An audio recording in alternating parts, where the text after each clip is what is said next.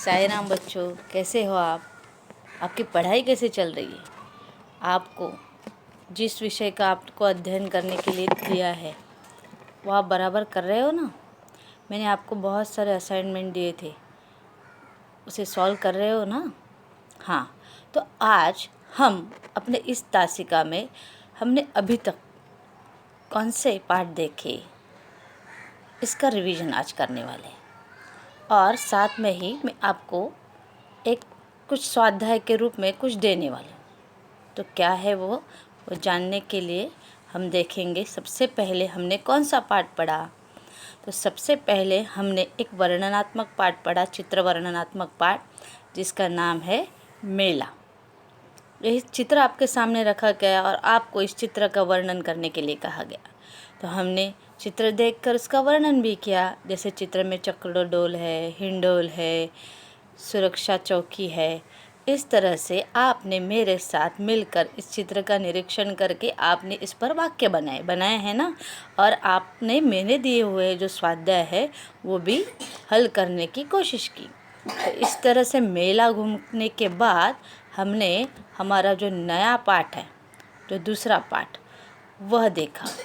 कौन बताएगा? मतलब पहला पाठ पाठ्य पुस्तक में कौन है, कौन सा पाठ है वो, ये कौन बताएगा? हाँ, बराबर, सैर करने हम निकले थे। सबसे पहले हम सैर करने गए थे बस स्थानक पर। यह बस स्थानक का चित्र आपके सामने रखा गया था और आपको इसका वर्णन करने के लिए कहा था, और आपने बहुत ही अच्छे से इसका वर्णन किया। जैसे मैंने बताया आपने उसी तरह से करने की कोशिश की ना। और उसको लिखा कि नहीं, उसको लिख के भी देखना है कि मैंने किया हुआ वर्णन कैसा है। और उसके ऊपर अपने जो क्वेश्चन थे वो भी अपने अच्छे से सॉल्व किए हैं। उसके बाद इसी पार्ट में सिर्फ बस स्थानक का दृश्य नहीं था, उसके साथ साथ दूसरा था हवाई अड्डे का। यहाँ पर हवाई अड्डे पर किस तरह की व्यवस्था की होती है, कैसे वहाँ पर विमानें या हवाई जहाज उतरने के लिए व्यवस्था होती है, उसका नियंत्रण करने वाला कौन सा टावर है, और उसे स्वच्छ रखने के लिए किस तरह से सुरक्षाकर्मी काम करते हैं, ये सारा हमने इस चित्र में देखा। इसके ऊपर आपने 4-5 पंक्तियाँ भी लिखी होंगी अपने शब्दों में इसका वर्णन भी किया। और उसके बाद हम पहुँचे थे बंदरगाह पर। बंदरगाह पर हमने तरह तरह की जहाज़ें देखी, मालवाहक जहाज़ देखे, यात्री वाली जहाज़ देखी। वहाँ पर प्रकाश देने के लिए प्रकाश स्तंभ किस तरह से कार्य करता है वह देखा। पानी में कचरा न डाले और पानी की सुरक्षितता कैसे रखे, यह हमने देखी है, बराबर ना।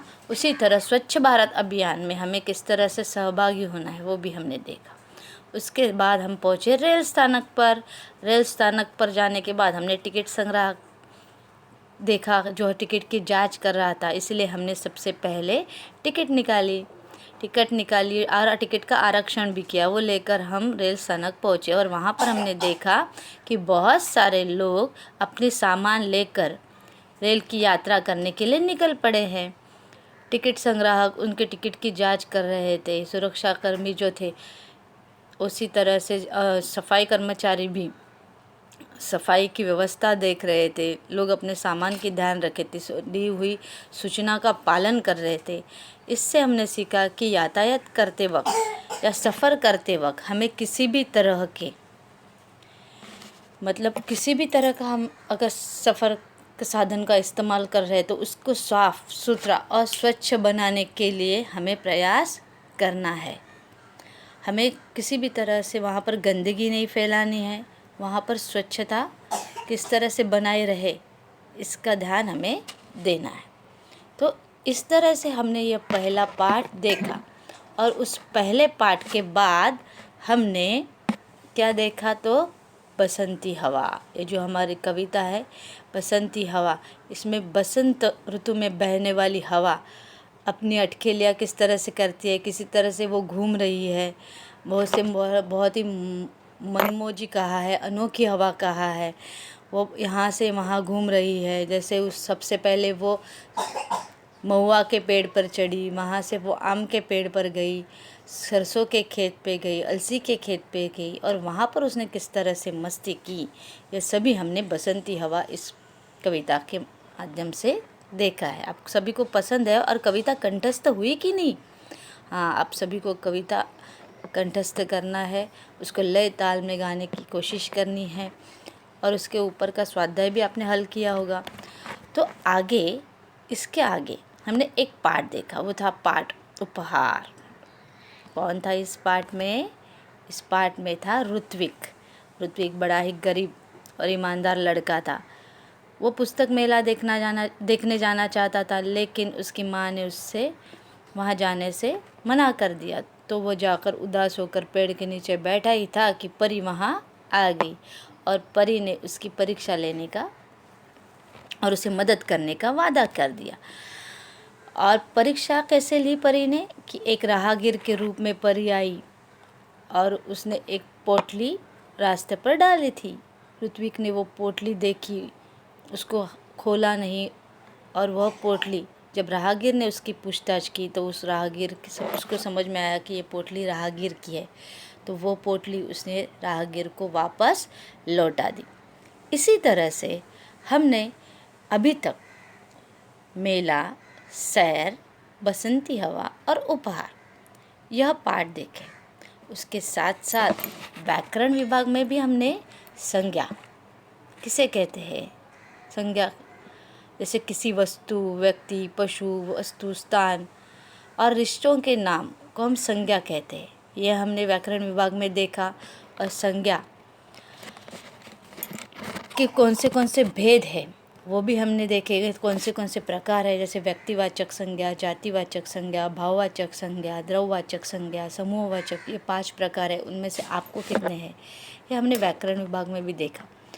उसी तरह से अभी तक का जो मैंने अभी तक जो सिखाया है वो आपको पाठ्य पुस्तक का वाचन करना है, उस पर दिए गए स्वाध्यायों को हल करना है। उसके साथ साथ मैं आज आपको एक परियोजना देने वाली हूँ। परियोजना क्या है? आपको नहीं पता परियोजना मतलब क्या? परियोजना मतलब प्रोजेक्ट। मैं आपको एक विषय पर हिंदी का प्रोजेक्ट देने वाली हूँ। यह प्रोजेक्ट आपको कहाँ करना है, कैसे करना है, ये मैं बताऊंगी। तो सबसे पहले आपको एक पेज लेना है। इस पेज पे आपको लिखना है परियोजना कार्य। आपको कुल मिलाकर 3 या 4 पेज ले रहे हैं। सबसे पहले पेज पर आपको लिखना है परियोजना कार्य। परियोजना मतलब प्रोजेक्ट। परियोजना कार्य आप जैसे मैंने डिज़ाइन की है वैसे कर सकते हो, या आपको चाहिए तो आप कुछ दूसरा चित्र बना सकते हो। उसको कलर करो, अच्छे से डिज़ाइन करो और आपको इस तरह से आपका पहला पेज बनाना है परियोजना कार्य। उसके बाद दूसरे पन्ने पर आपको क्या लिखना है? तो सबसे पहले आप लिखोगे आपका नाम। उसके बाद हमारा विषय कौन सा है? तो हिंदी, विषय हिंदी। उसके बाद क्या लिखोगे? तो आपकी कक्षा कौन सी है। उसके बाद आपकी परियोजना का नाम। अरे परियोजना का नाम क्या है? मैंने तो आपको बताया ही नहीं। तो चलिए डरिए मत, मैंने बहुत ही आसान दिया है प्रोजेक्ट का टॉपिक, आप आसानी से कर सकते हो। तो चलिए क्या नाम है जानने के लिए उत्सुक हो ना? चलो देखिए। यातायात के 5 साधनों के नाम तथा जानकारी लिखकर चित्र चिपका कर आपको उसके बाद यातायात के कौन कौन से साधन हैं आप लिख सकते हो कि कौन कौन से साधन यातायात के हैं। ऐसे ड्राइंग करना है, उनके नाम हिंदी में लिखना है। इस तरह से हिंदी में लिखने की कोशिश कीजिए और हिंदी में ही करना है। हिंदी विषय का प्रोजेक्ट है ना।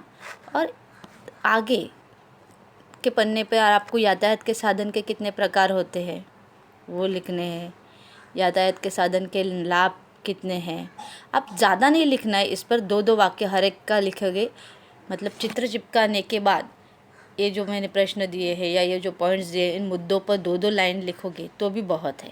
सबसे पहले यातायात के साधन कितने हैं, इसके लाभ कौन से हैं। जैसे लाभ में आप लिख सकते हो कि लंबी दूरी की यात्रा करना आसान हो गया है, कम समय में हम लंबी दूरी की यात्रा कर सकते हैं, आरामदायी यात्रा होती है। इस तरह से लाभ। यातायात के साधन के प्रकार कितने होते हैं? तो 3 जल मार्ग से होने वाली यातायात, वायु मार्ग से होने वाली यातायात, स्थल मार्ग से। स्थल मार्ग में रेल की यातायात और रास्ते से होने वाली यातायात, इस तरह से वो आप प्रेजेंट कर सकते हो। और उसके बाद यदि सार्वजनिक यातायात के साधन नहीं होते तो शहर पर क्या प्रभाव होता।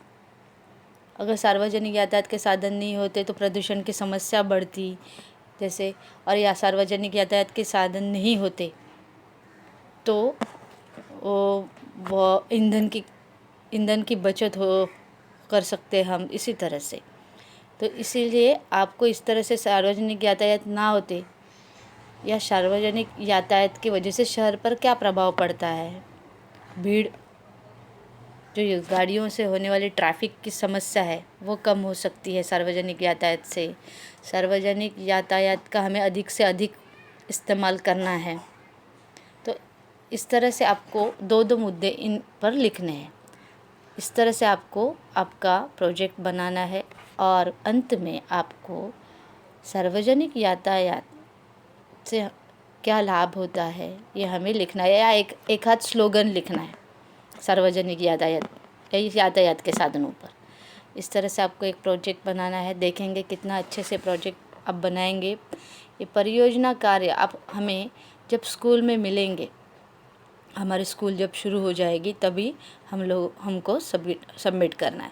तो आप बनाना शुरू कर दीजिए। उस भी साहित्य आपके पास उपलब्ध है, 3-4 पन्ने लगेंगे और कलर तो आपके घर में होंगे ही, पेंसिल कलर। आपको उनको ड्रॉ करो और लिखना आरंभ करो। जब भी आप मुझे मिलोगे आपको यह प्रोजेक्ट हमें सबमिट करना है। तो आज तक इतना ही काफ़ी है।